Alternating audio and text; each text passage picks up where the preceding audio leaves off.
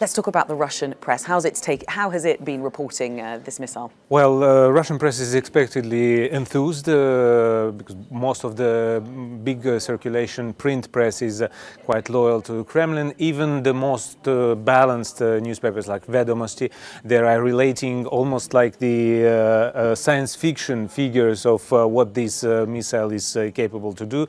Izvestia is also relating how went it well, and this phrase that it's a gift to the country for the New Year's.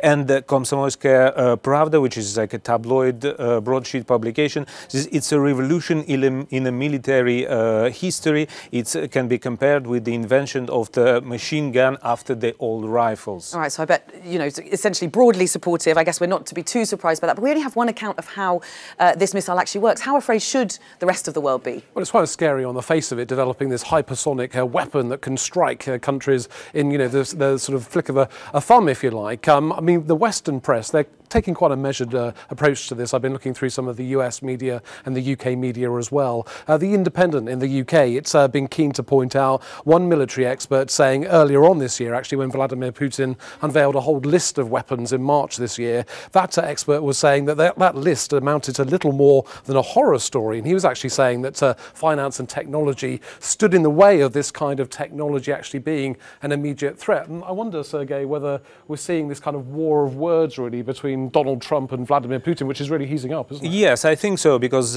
frankly, all these publications that I've mentioned, they comparing the avant-garde with the American similar technology, and they say it's ahead of 5 or 6 years of what the Americans have, and for the American Project Falcon is behind by speed 4 times. So it's really who has the bigger missile. I'm interested there what Damon A lot of muscle flexing going on. Exactly, a lot of muscle flexing. And as Damon says, essentially, this war of words, this geopolitical positioning, is that what we're seeing really here? This is Putin saying, let's try and redress the world's dynamic. Well, I think so. And let's remember, just at the start of this month, NATO foreign ministers are meeting in Brussels. They held Russia in material breach of a weapons treaty, the weapons treaty that's supposed to keep missiles outside of Europe. And the US gave Russia a 60-day ultimatum to come clean on what it said was a violation, or the US said it was going to pull out of this pact. So really, this sort of political situation has really been bubbling over, hasn't it, recently? Yes, I think so. And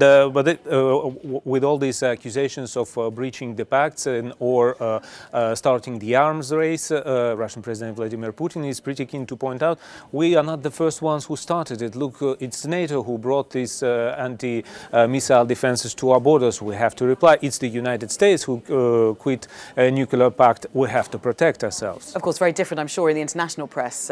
From that view, they're presumably not saying that it was them who started it. No, indeed, and I think you're going to have this political war of words that are going on for some time now. I think everybody hopes this won't lead to a war, but clearly those tensions are there, and the tensions are escalating. Vladimir Putin flexing his muscles, Donald Trump flexing his at the same time too. And very quickly, Sergei, just to finish on that, because presumably a lot of this plays very well for Putin at home. He is, you know, he is the leader who has cast himself as this man who will stop the West from attacking. Is that what he's playing to, this audience? Yes, absolutely, and actually the commentators are keen to point out that, well, it was presented in March, all this technology. Several of these arms have already been tested, and now this is the avant-garde. So we do not, as one of the observers on Sputnik says, we do not throw our words on the wind. So we stick to our words with what we promised. And you know, there are tensions with Europe, but also with America significantly. And Donald Trump has made this a big part of his military strategy. He's taking on Russia and China. He's describing this as an arms race. All right, well, great to get the views from both sides of things here in Euronews. We've got Damon Embling looking at the sort of European and US side of things, and of course, head of our Russian service, Sergei Dubin, looking at the Russian press.